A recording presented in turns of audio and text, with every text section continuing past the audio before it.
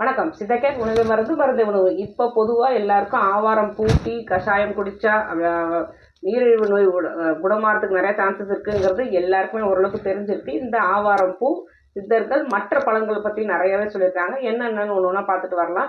Kidney, அதாவது சிறுநீரகத்தில் உள்ள பிரச்சனையாக இருந்தாலும் சரி, யூரினரி பிளாடர், சிறுநீர் தாரை பாதை, அதோட பையில் ஏதாவது இந்த பிரச்சனையாக இருந்தாலும் சரி, இந்த ஆவாரம் பூ ஒன்று இருந்தாலே இந்த ரெண்டு பிரச்சனையும் முழுதுமாக குணமாக்க முடியும் அப்படின்னு சித்தர்கள் சொல்கிறாங்க. ஆவாரம் பூ, செடி, காய், இலை, பட்டை எல்லாமே குளிர்ச்சித்தன்மை உடையது.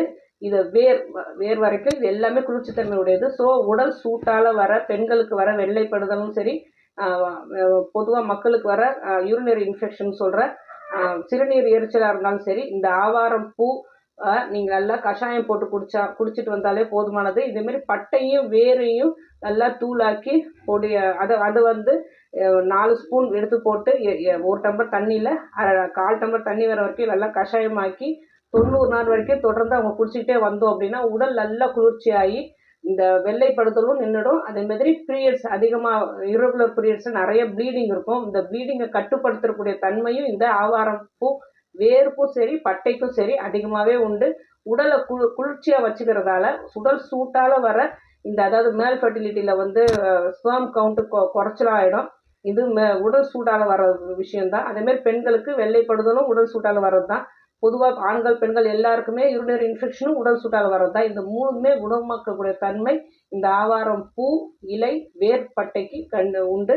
அதனால இதை எல்லாமே, அதாவது முக்கியமாக 5 விஷயங்கள் இந்த ஆவாரம் செடியில் உள்ள வேறு, இலை, பூ, காய், பட்டை, இந்த 5ஐயும் எடுத்து சம அளவு எடுத்து நல்லா உலர்த்திட்டு அதை பொடி செய்து வச்சுக்கிட்டு காலை மாலை கஷாயமாக்கி குடிச்சிட்டு வந்தோம் அப்படின்னா ஒரு 90 நாள் வரைக்குமே குடிக்கலாம்.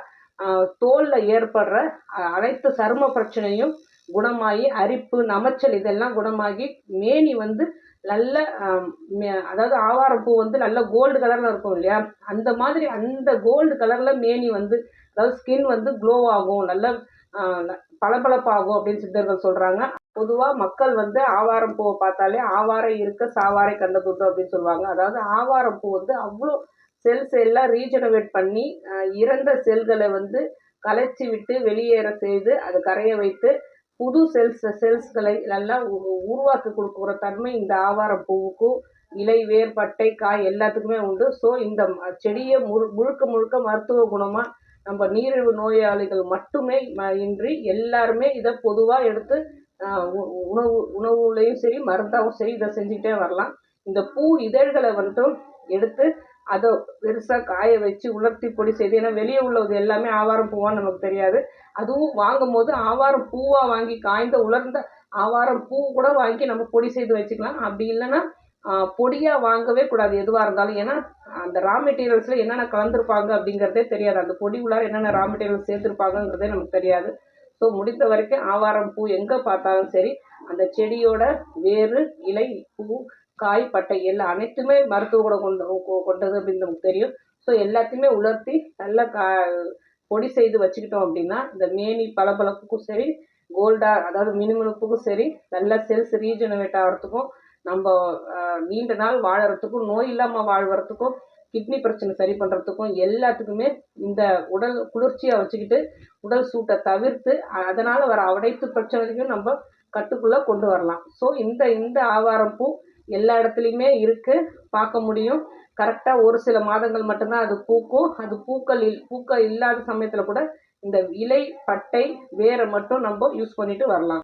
ஆவாரம் பூ நமக்கு ஃப்ரெஷ்ஷாகவே கிடச்சதுனாலே அந்த இதழ்களை பயன்படுத்தி பாலில் நல்லா கொதிக்க வச்சுட்டு அதை வந்து வடிகட்டி நம்ம குடிச்சிட்டு வந்தாலே உடலில் உள்ள மேனி வந்து அதாவது கோல்டு கலரில் ஆகிறதுக்கு, அதாவது மேனியோட மினுமினுப்பு, ஸ்கின்னோட க்ளோயிங், அந்த போர்ஸ் எல்லாம் ஓப்பன் ஆகி உடம்புலோட அச்சுக்கள்லாம் வெளியேறி ஆக்சுவல் ஸ்கின்னோட கலர்ஸ், அதாவது சன்னால் டேன் ஆகிற இந்த விஷயங்கள் எதுவுமே அது பிரச்சனை இல்லாமல் ஸ்கின்னுக்கு வந்து நல்ல க்ளோ கிடைக்கும். அதே மாதிரி இந்த ஆவாரம் பூவை பால், பச்சைப்பயிறு, நல்ல முழு பச்சைப்பயிறு ஊற வச்சதை வச்சு அரைச்சி அதை வந்து ஒரு பேஸ்ட் ஆக்கி அதை சோப்புக்கு பதிலாக நம்ம உடம்புல தேய்ச்சி குளிச்சுக்கிட்டே வரலாம். அதுவும் மேனி சருமத்துக்கு வந்து நமைச்சல், அரிப்பு இல்லாமல் ஸ்கின் வந்து நம்ம நேச்சுரல் கலர் வரத்துக்கு ரொம்ப உதவியாக இருக்கும். ஆரோக்கியமாக வாழும். வேறு எதை பற்றி பேசணும்னு நீங்கள் நினச்சாலும் சரி, தாராளமாக கமெண்ட் பண்ணுங்கள். உங்களுக்கு எந்த நோயாக இருந்தாலும் சித்தா கேரை அணுகுங்க.